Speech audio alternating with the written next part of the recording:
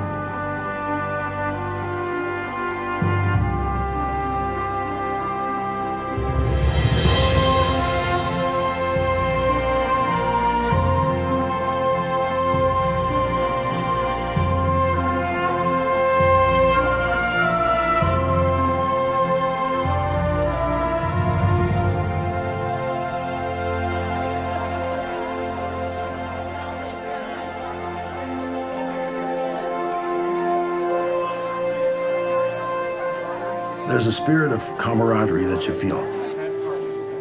We were so close because we were stuck out in the middle of nowhere. The respect that we have for each other, that's the biggest thing. I haven't met a person who isn't proud of the outfit. It's like, hey, we've survived this far. We're part of the tradition. And we are. We're part of a tradition.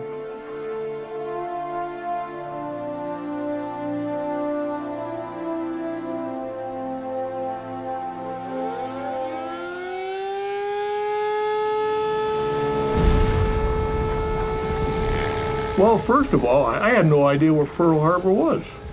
In those days, there was no TV or anything. I kind of figured it was in Manila in the Philippines. But anyway, when we got home, we told Mother, and I said, well, I'm going to go down and try to enlist. I went to the recruiting office, and the lines extended clear out into the street, down the sidewalk of young men waiting to enlist. There was a high degree of patriotism, and those who didn't enlist were drafted. So if you enlisted, you had more control over what your future held for you. Being Jewish and having parents who came from Russia, we got a number of letters from our family that were in trouble, and then the letters would disappear and stop, so we knew something was happening to them. So I had a lot of motivation. So I went down to the Navy office and I took a test on the color blindness and I failed it. So at that time, the Navy wouldn't take you. So I went to the Army Air Corps. Boy, they grabbed me real quick, and that's where I got started. I was a ham radio operator since I was age 15. And since I was a radio operator, I know Morse code. I can send, receive, pretty fast, something like 25 words a minute. And so I figured I can be useful. I had always wanted to fly, and they had opened up the cadet training to people without college educations. The first time I went, I was a little reluctant and turned around and came home. However, the second time I went ahead and took the tests and qualified for the cadet program.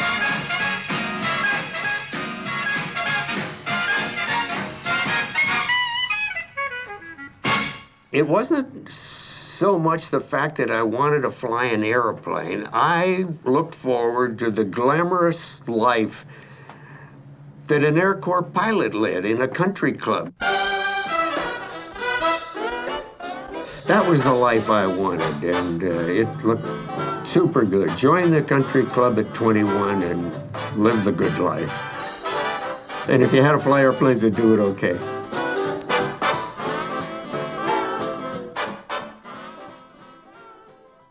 I'll tell you this, and this may sound funny to you now, but I had never been 60 miles from my home till I joined the service.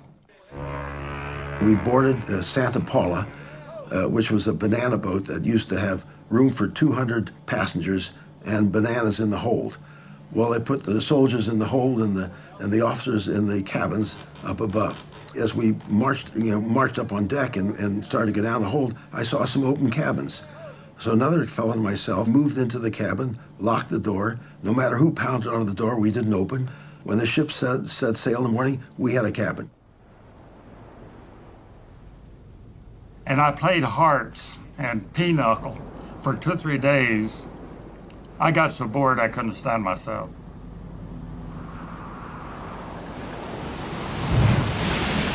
This would have been right after the hurricane came up through, and we had a large convoy, but you would never know it because of the waves. I could stand on the deck, could not see another ship around when we were in the swell. When we get up on top, I could see 98 ships. It took 2 months during May, June, July of '42, which was the worst sinkings of all Allied ships during World War II. And we zigged and zagged across the ocean. We had a number of submarine scares where we all had to put on a life jacket and come up on deck. And finally, we made it to Karachi, India.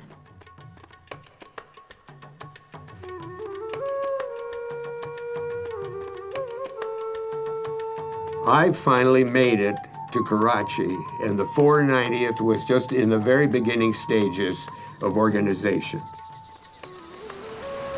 We were out digging trenches out in the field, no airplanes yet. And all of a sudden, one day, we looked up, and here come 9 B-25 flying over. And that was the first of the squadron that we'd seen. And that's where we first become the 490th Squadron, which we had no idea up to that time what it would be. We did a little bit of training in Karachi. By the time we left Karachi, we had 10 airplanes. I was the 10th pilot. I got the 10th airplane. The squadron moved all the way across India from the west coast, which is Karachi, to almost the east coast, to what is now Bangladesh, to a little town called Andal. As far as serving in India is concerned, I looked at it as 2 fronts. The Japanese was the #1 front, but we also fought what I call the 5 M's.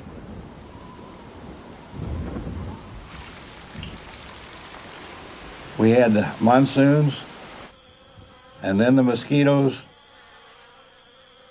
and then the malaria, and then there was the mold and mildew that got on our clothes and was damp all the time.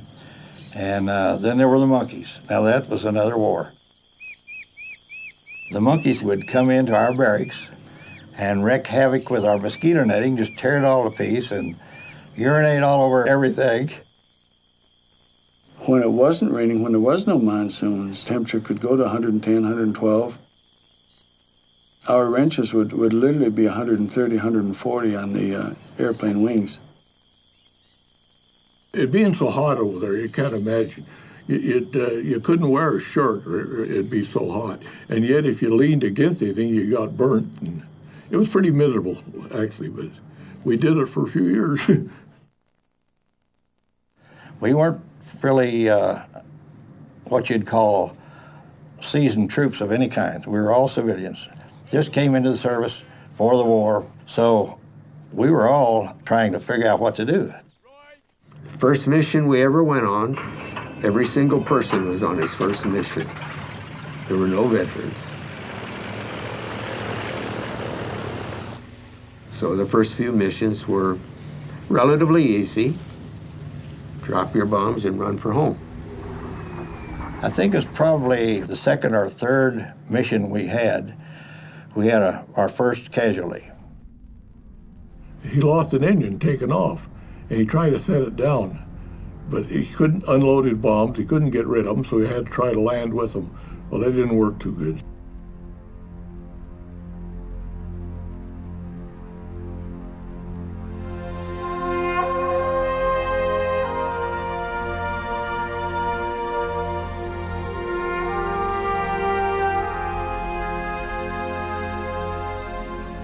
It went down in a pond and killed all the crew. We had to dig out our own buddies and bury them. We were initiated at that time. We were at war.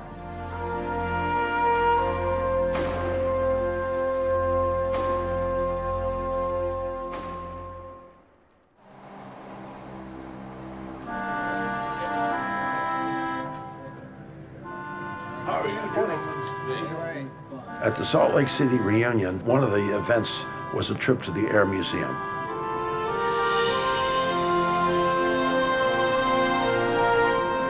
We even had one airplane dedicated to our squadron. And every time I go down there, I go and pat that sucker and see if it's still there. Yes, you feel like you just get in and fly it. They've done a good job restoring this. Oh, it's beautiful. It's beautiful. This one's been modified. I guess so. You look in Bombay and it's different. It goes clear to the top.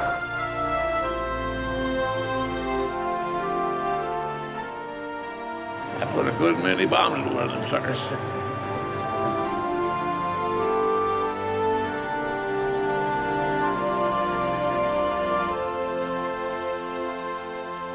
The mission of the 490th Bomb Squadron was to destroy bridges.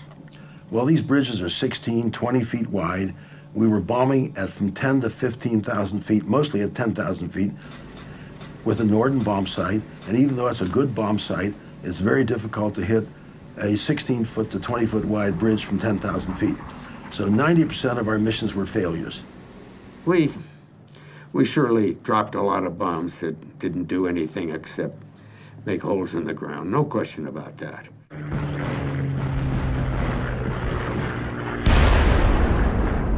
The squadron early on was using the techniques that they use in the South Pacific of skip bombing, that sort of thing, which was to come in at low altitude and drop the bomb, and the bomb would skip along the surface and maybe hit a ship. But the trouble with that type of bombing on bridges was that unless you hit one of the supports of the bridge, it would go underneath the bridge. It would bounce off the bridge and maybe go off 100 feet away and blow up in a rice paddy or something, and therefore not do any damage. They came up with a method that the squadron accidentally discovered while going on practice skip bombing. We had a Major Erden, who was our commanding officer. He went out bombing one day, and as he was coming in low, there was a tree ahead. Well, they pulled up to miss the tree. Then he was getting to the bridge, so he put the nose down. They give it a little loop up and then went down. Opened the bomb bay doors, dropped his bomb.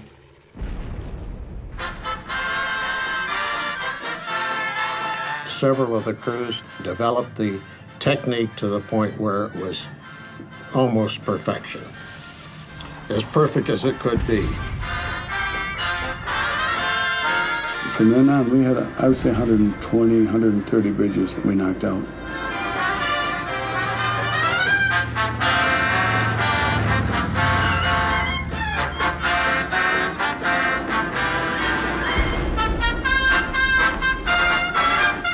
And that was where we acquired the name of Burma Bridge Busters. These airplanes, you know, they were pretty fast as a C and a D.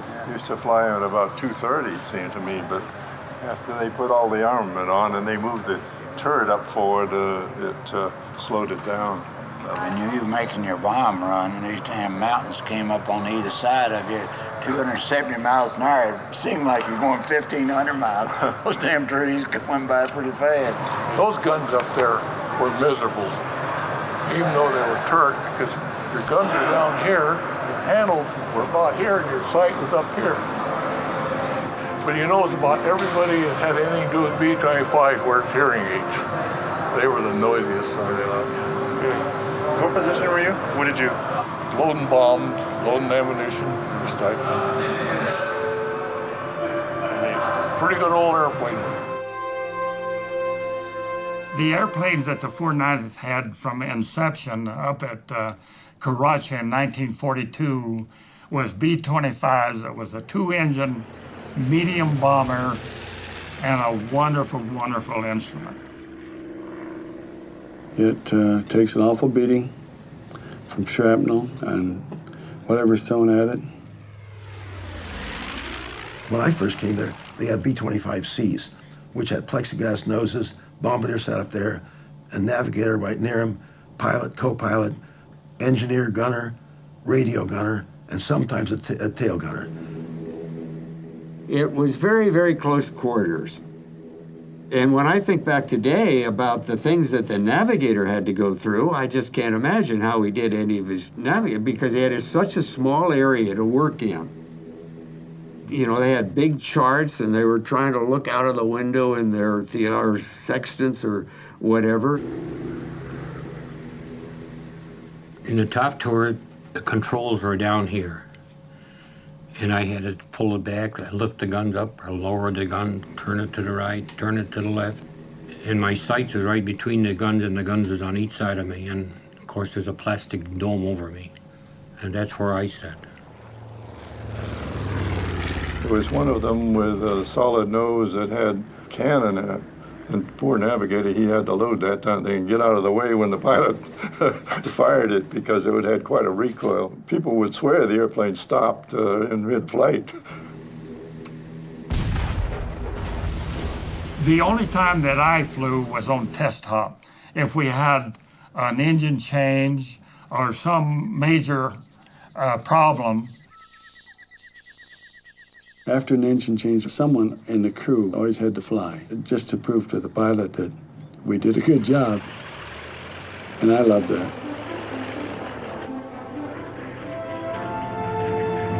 I would fly every time we fixed an engine and sent a plane up.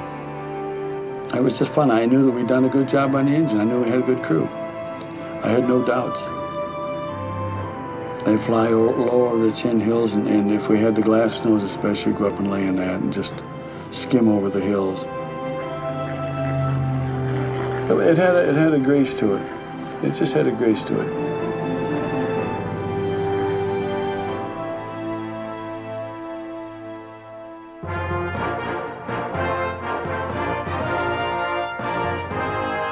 The ground crew was extremely important to us.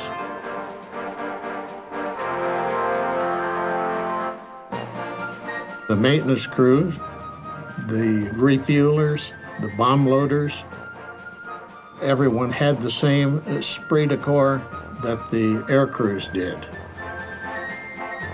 I tell you one thing, loading bombs made you awful fast, because when you dropped one, even though you know it wasn't going to go off, you ran. And well, we had Indian troops, and they were our airplane guards. And we were cranking up 1,000-pound bombs. Well, one of these come down. Some way or another, the cable broke. Well, we took off as usual, and this Indian guard standing out there We ran right by him. And that poor guy, he didn't know what he's running from, but he passed us all, rifled, big heavy boots and all. But it took a while for him to come back after we got back and then started loading again. As a communications guy, we were responsible for setting up telephone lines. We were responsible for fixing radios and sending and receiving messages so that everybody was in communication. We had a little 3 kilowatt generator, a little small one lunger gasoline engine, which supplied power for our shack. And it was just limping along. And we knew that the piston rings were going.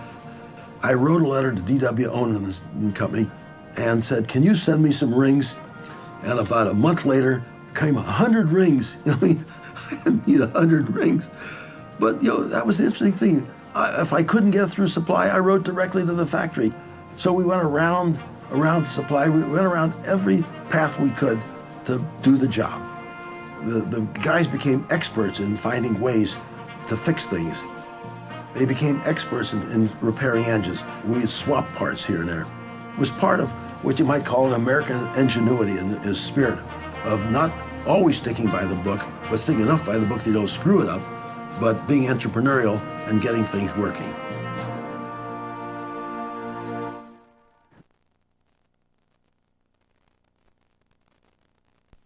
I made it a point that when the airplanes took off in the morning on a mission, I was there. When it came back, I was there. So I could talk to the pilots if there was problems, and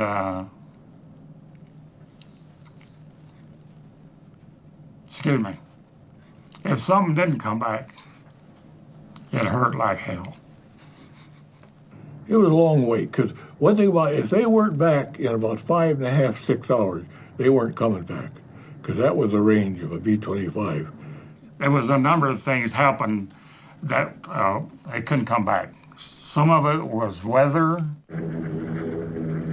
All of our bombing was low level from 500 feet even down to 250. And on those kind of missions, the bombs had a time fuse in it so that airplane could leave the area. And more than once, they went off on contact and just blew the airplane out of the air. The worst feeling is in the barrack when you try to go to sleep.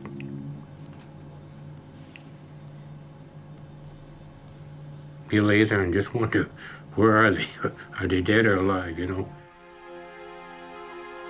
I played cards with a navigator quite often, and he went down one day and didn't come back, and his roommate brought his A2 jacket over to me and gave it to me. I kept that for a long time, but every time I looked at it, I knew Sid was gone,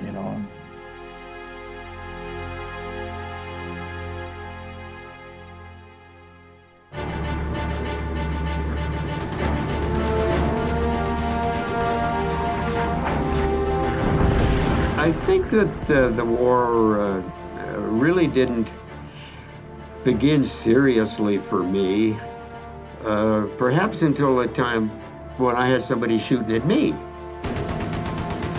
It was in the clouds, and when we come out of a cloud, and this fighter plane come right out, was a white colored on it, a jet plane. I think he was probably 200 feet away from us. Well, my traces started going through his cockpit as soon as he didn't even know he was getting hit. I had no feeling of fear or anything, but outwardly, but inwardly I must have and didn't realize it. And I do know that every time that we had enemy airplanes that were attacking us, your mouth would be so dry that, and yet you'd have no feeling. While it was happening, you wouldn't even be thinking about it. As far as the missions being memorable, mission number 30 was one that I have flown every day of my life since then. I was the navigator. I was riding the co-pilot seat. When as we came around on our bombing run, one engine went out on us. So we just barely scraped over the treetops, and all the altitude we could get was about 3,100 feet, and we had flown over these 7,500-foot mountains getting over there. So Vernon Marsh, the pilot, turned to me and said, well, how do we get home? They couldn't maintain altitude, so the guys had to jettison everything that they owned to keep that thing in the air.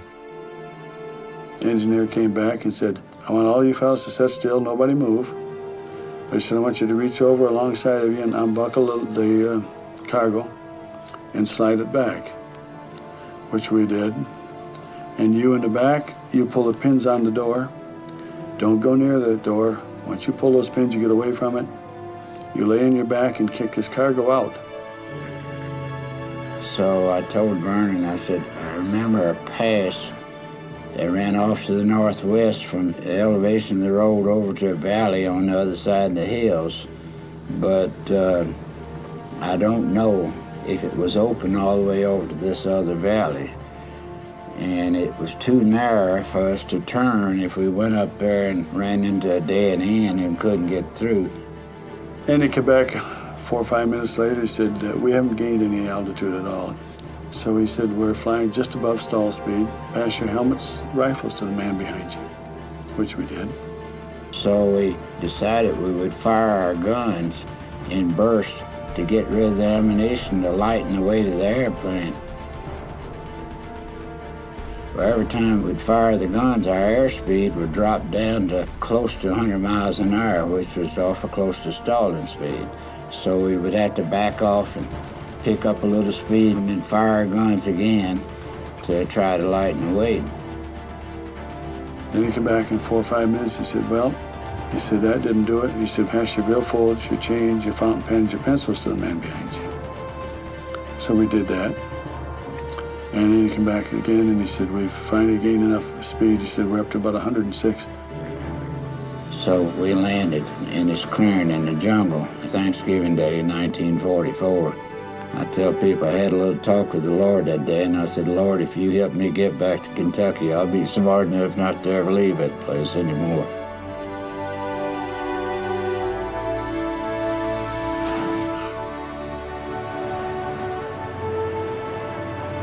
One of the reasons that we stick together over this period of time, I think, is the death-defying moments that we experience together. We're lucky to be where we are now.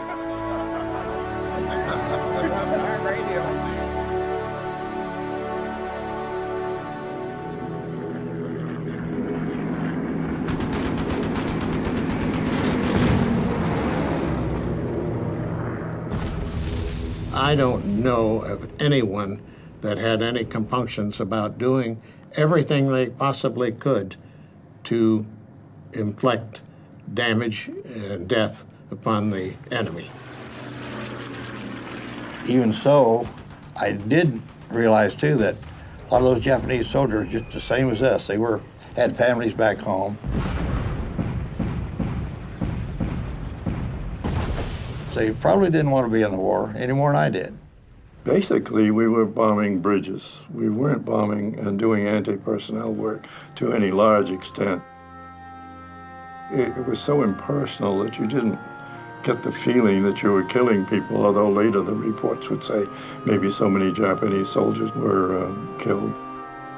I think Japan and the United States now are allies. I think our scars are healed, that we don't look upon them anymore as enemies. Especially as we get older, you know, it fades. The hatred and animosity fades. I think all our overhead wires were bare, weren't they? Yeah, well, that was put up by the British. Yeah, oh yeah. Yeah. Because I remember there was a monkey that was in that. One of the fellows had a pet monkey. That's how we got the monkey. Oh, well, he went up there. Yeah, he got caught a shock, fell down. And my roommate went out there to give him artificial respiration. Yeah, that's right. Now, he was killed, wasn't he? No, what happened was we took the monkey out in the Jeep, went way the heck out, and turned him loose. At first, he followed us back. Then he climbed up a tree and he had the saddest look on his face. If you can say a monkey had a sad look on his face. Yeah.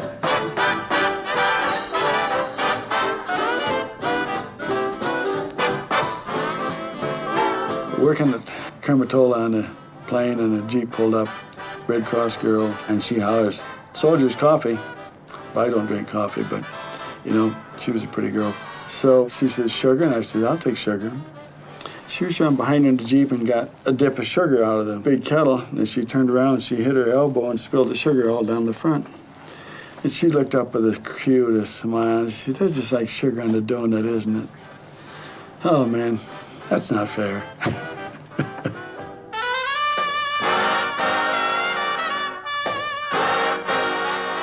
During the period that we were at Kurmatola, the commander got a message from 10th Air Force headquarters that a ship had arrived in Calcutta with a load of stateside beer. So they took 2 B-25s, and we went in there and made wooden racks and hooked them into the Bombay. One of the old pilots asked me if I'd go down with him, and I said, sure. Everybody's mouth was just drooling when they knew we were going after the beer. And when you have a successful mission, if the CEO don't mind, you buzz the runway and do this. The pilot said, "Shall we let him know we're here?" And I said, "We better." So he made this mission successful.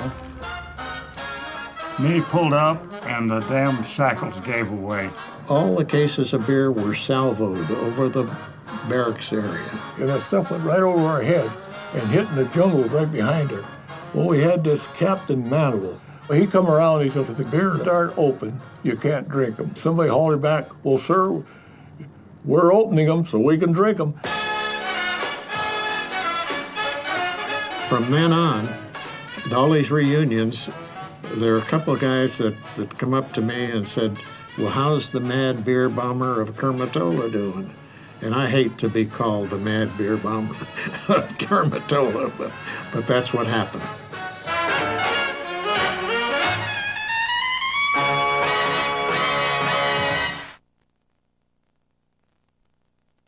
We got up into China, and then for about 3 weeks, we couldn't fly because we didn't have gas. And finally we got our gas, but then we couldn't fly because we didn't have bombs. So after about a week or 10 days, we got our bombs. The planes were out warming up that morning, and they called and they said the war was over. Talk about happy. We flew down to Calcutta, and we stayed there till a boat was available to take us home. They sent us down to India, put us on a ship, and sent us home, and that's all there was to it. And that took 30 days. No zigging, no zagging, just zoom, straight home. We were getting back in range of radios from the United States, and we could start hearing the big bands playing. We felt like we were going home then, you know, when we started hearing those big bands.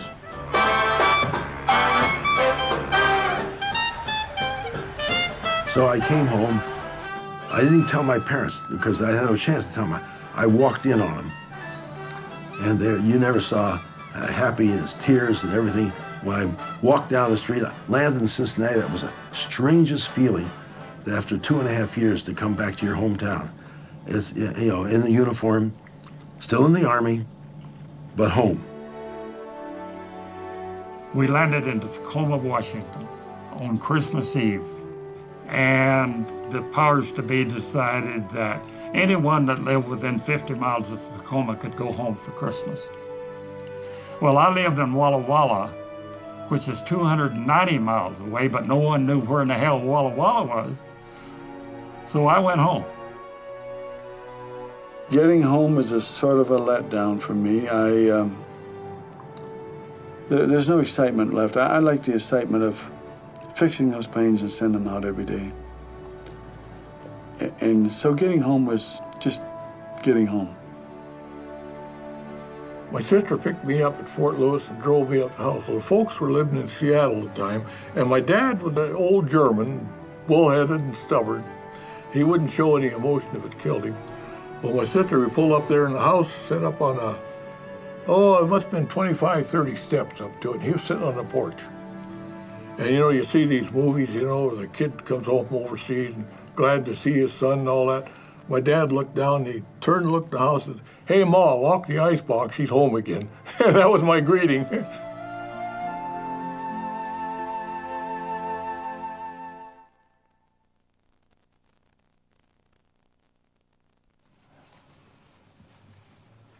as we get older, we try to remember all of the good times that we possibly can, or the times in our life that we had to be proud of ourselves.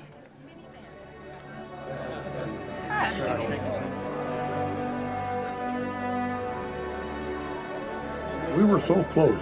But I can also remember when my time to go home and the attitude, well, if I never see you guys, it'll be too soon, again, But it wasn't true. See you later. It took about 30 years for our first reunion. I said then, after the first one, I'd never miss another one, and I was going to try my damnedest to be the last man. There you go. Thank you. Al Mathill, the gunner, every year that we meet, he brings me half a gallon of maple syrup from New York. And I told him, you don't need to do this. He said, you carried me through the most important period of my life. Excuse me. And I'll never forget it. Al is now 83. Chet Rogowski is 82. I'm 80. And, well, we don't have too much time left. We talk about our families, and we talk about the war, and we refresh our memories with one another. I guess that's it. And we win the war every time we're there, too. Oh, yeah. We make sure it stays won. It's one place where we can talk about experiences and not feel like we're bragging or anything like that. And of course, some of the stories, I think, as the years go on, get embellished a little bit. The nice part about it is that we're getting a second generation involved in the people that are our host here in Salt Lake City. Their father was in the unit with us. The children of these people, especially those who were lost during the war, will come to the reunions to learn a little bit about what happened to their dad or a little bit about them. I'm very pleased that my sons have taken an interest in coming because it sort of shows that they've got an interest of what their dad did overseas. You can see in his face, in the way he acts, even the way he walks, he acts younger, he acts more vibrant. His voice is stronger. It's really interesting, and I've seen that with the other guys, too. Probably one of the most moving sessions of these get-togethers is when we have a little memorial that we go through recognizing those people who have been lost in the past year. William C. McIntyre. McIntyre. McIntyre. John Thompson. Thompson. Thompson. Arlen Moore. Moore. Moore. John Ligovet. Ligovet. Ligovet. Vernon Cook. Cook. Cook. Frederick Dunn. Dunn. Dunn. Bruce Frank. Frank. Frank. Bruce Kirkpatrick. Kirkpatrick. Kirkpatrick. Riley Papino. Papino. Papino. Norman Schweinbraten. Schweinbraten. Schweinbraten. James Hodson. Hodson. Hodson. Walter Johnson. Johnson. Johnson. David Volk. Volk. Volk. And Jean Ong. Ong. Ong.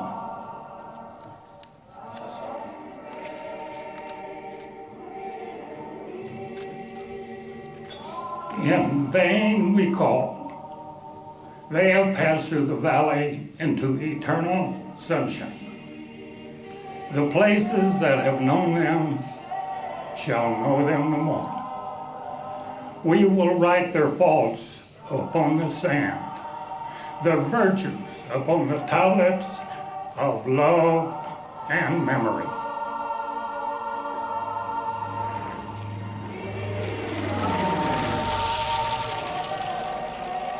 This concludes our memorial service, and God love you.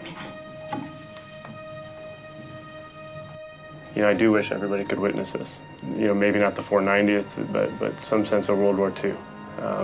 Through the eyes of these guys. Exactly. As we have. Exactly. You know, I think that's the key. It's not a matter of reading it or sometimes seeing it, but you got to see it through their eyes. And if you can do that, then I think you can gain a real perspective of America, of history, of love of country, of dedication, camaraderie, a whole bunch of things that we all think we want. I think a lot of times we don't know what that means. Looking back over 50 some odd years, I don't know of any other unit in the armed forces that I would have rather to have served with than with the 490. You know, it's not an experience that you necessarily would like to repeat, but it is one that you feel you went out, you did your duty, and you don't have to apologize to anyone. It was a tremendous experience. I wouldn't trade it for anything in the world.